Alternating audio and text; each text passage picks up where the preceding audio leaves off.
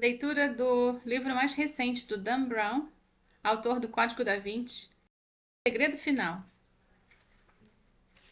O Código da Vinci, perfeição num best-seller, um suspense divertidamente erudito que se delicia levando os leitores numa caçada ofegante e guiando-os através de situações complicadas. The New York Times. Se este livro não fizer sua pulsação acelerar, você precisa verificar seus remédios. San Francisco Chronicle. Anjos e Demônios. Se Tom Clancy e Umberto Eco fossem fundidos, o resultado seria Dan Brown. ebooknet.com. O símbolo perdido. Dan Brown traz de volta a empolgação por um gênero que tinha sido abandonado como se estivesse morto. The New York Times. Inferno. Dan Brown é o mestre do suspense intelectual. The Wall Street Journal. E Origem. Um livro cheio de ação, que opõe o criacionismo à ciência e desperta tanta controvérsia quanto o Código da Vinci. The New York Times. Vamos lá. Para meu editor e melhor amigo, Jason Kaufman, sem o qual escrever esses romances teria sido quase impossível. Aqui na entrada tem um texto falando sobre a editora O Arqueiro. Geraldo João Pereira, de 1938 até 2008, começou sua carreira aos 17 anos, quando foi trabalhar com seu pai, o célebre editor José Olímpio, publicando obras marcantes como O Menino do Dedo Verde, de Maurice Druon. Quem não teve esse livro na escola, né? No primário. E Minha Vida, de Charlie Chaplin. Em 1976, fundou a editora Salamandra com o propósito de formar uma nova geração de leitores e acabou criando um dos catálogos infantis mais premiados do Brasil. Em 1992, fugindo de sua linha editorial, lançou Muitas Vidas, Muitos Mestres, de Brian Weiss, livro que deu origem à editora Sextante. Fã de histórias de suspense, Geraldo descobriu o Código da Vinci antes mesmo dele ser lançado nos Estados Unidos. A aposta em ficção, que não era o foco da Sextante, foi certeira. Então, o título se transformou em um dos maiores fenômenos editoriais de todos os tempos. Mas não foi só os livros a que se dedicou. Com seu desejo de ajudar o próximo, Geraldo desenvolveu diversos projetos sociais que se tornaram sua grande paixão.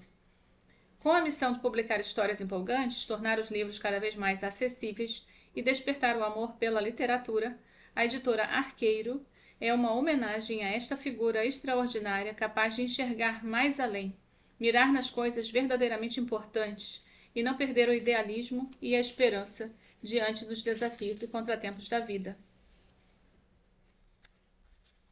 Aqui tem um texto inicial que fala: no dia em que começar a estudar os fenômenos não físicos, a ciência avançará mais em uma década do que em todos os séculos anteriores. Nikola Tesla, físico. Fato: as obras de arte, os artefatos, os símbolos e os documentos citados neste romance são todos reais.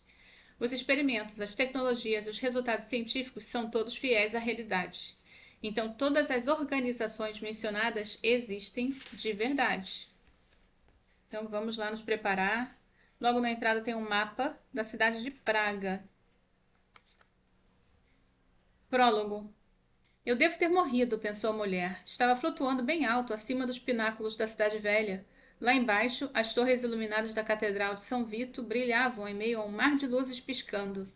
Com os olhos, se é que a mulher ainda os tinha, ela foi descendo a suave encosta da colina onde ficava o castelo de Praga até o coração da capital da Boêmia, seguindo o labirinto de ruas sinuosas, agora coberto por um manto de neve fresca.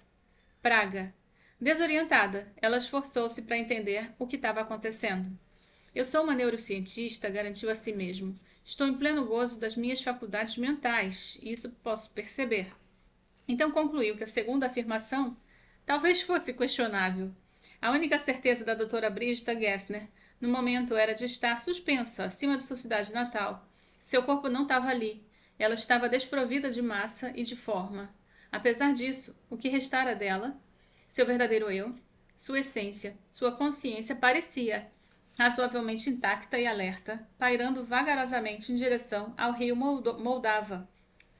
Gessner não conseguia se recordar de nada de seu passado recente, exceto a tênue lembrança da dor física mas agora tinha a sensação de que seu corpo era de apenas uma atmosfera em que flutuava. Era diferente de tudo que já havia sentido, contrariando o próprio instinto intelectual. Ela só conseguia encontrar uma explicação para aquilo. Eu morri. Isso aqui é minha vida após a morte.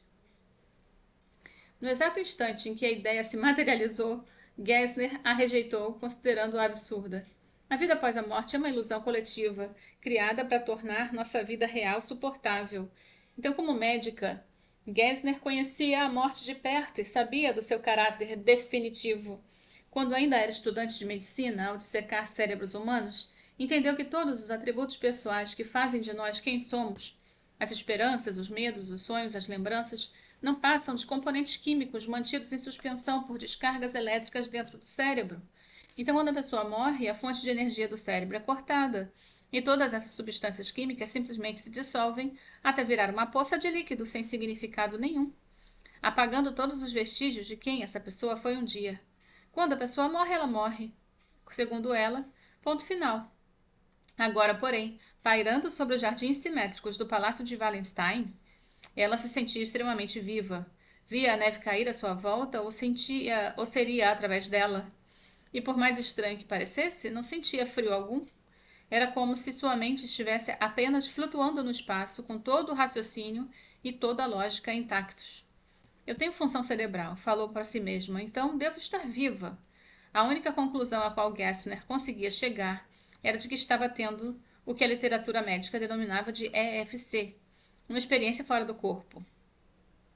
Uma alucinação, que ocorre quando pacientes gravemente feridos são ressuscitados após a constatação da morte clínica.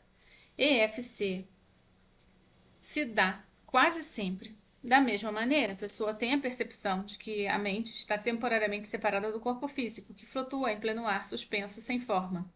Apesar de parecer uma experiência real, a EFC é fruto da imaginação, em geral desencadeada pelos efeitos do estresse extremo e a falta de oxigenação no cérebro, por vezes aliados a algum anestésico usado nos atendimentos emergenciais, por exemplo, a cetamina.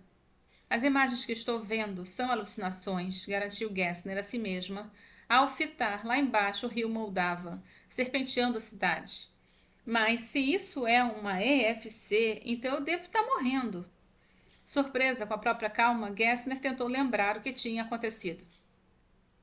Eu sou uma mulher saudável, tenho 49 anos.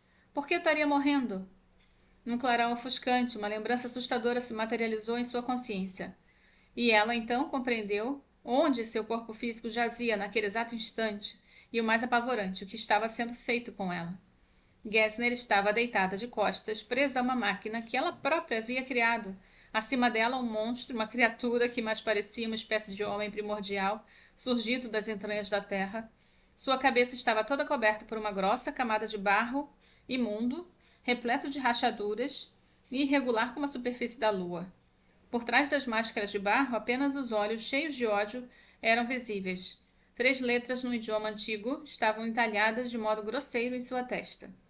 Por que está fazendo isso? Gritou Gessner em pânico. Quem é você? O que é você? Eu sou o protetor dela, respondeu o monstro, com uma voz oca e um leve sotaque eslavo. Ela confiou em você e você a atraiu. Ela quem? Exigiu saber Gessner. O monstro disse que o nome da mulher e Gessner sentiu uma pontada de pânico. Como é possível ele saber o que eu fiz? Um peso gelado se materializou pelos braços de Gessner e ela se deu conta de que o monstro havia iniciado o processo. Um segundo depois, sentiu o braço esquerdo uma pontada insuportável de dor, que foi se espalhando pela veia cubital mediana e avançou em direção do ombro com garras de aço. Pare, por favor, arquejou ela. Conte-me tudo, exigiu ele, enquanto a sensação lancinante chegava à axila de Gessner. Eu conto, concordou ela, fora de si, e o monstro pausou a máquina. A dor no ombro cessou de imediato, embora a queimação tenha perdurado. Tomada pelo terror, Gessner se pôs a falar freneticamente por entre os dentes, revelando os segredos que havia jurado guardar. Foi respondendo às perguntas que ele fazia, revelando assim a perturbadora verdade em relação ao que ela e seus colegas tinham criado bem fundo debaixo da cidade de Praga. O monstro a encarou de cima, por trás da grossa máscara de barro, os olhos frios cintilando de compreensão e raiva. Vocês construíram um circo de horrores subterrâneos, sussurrou ele. Merecem todos morrer. Sem hesitar, religou a máquina e se encaminhou para a porta. Não, não! Guichou ela, contando a agonia, voltou a dominá-la, passando pelo ombro e chegando ao peito. Por favor, não vá embora, isso vai me matar. Vai, respondeu ele por cima do ombro. Mas a morte não é o fim. Eu já morri muitas vezes.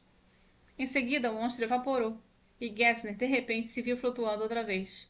Tentou suplicar por clemência, mas sua voz foi calada por um trovão ensurdecedor, quando o céu, acima dela, pareceu rachar ao meio. Ela se sentiu agarrada por uma força invisível, uma espécie de gravidade invertida, que começou a erguê-la cada vez mais alto e arrastá-la para cima. Por anos, a doutora Brigitta Gessner havia zombado da história de seus pacientes, que diziam ter voltado das raias da morte. Agora se pegou rezando para ser uma das raras almas que haviam chegado à beira do abismo, encarando o vazio e, de alguma forma, se afastando do precipício. Eu não posso morrer. Eu preciso avisar aos outros.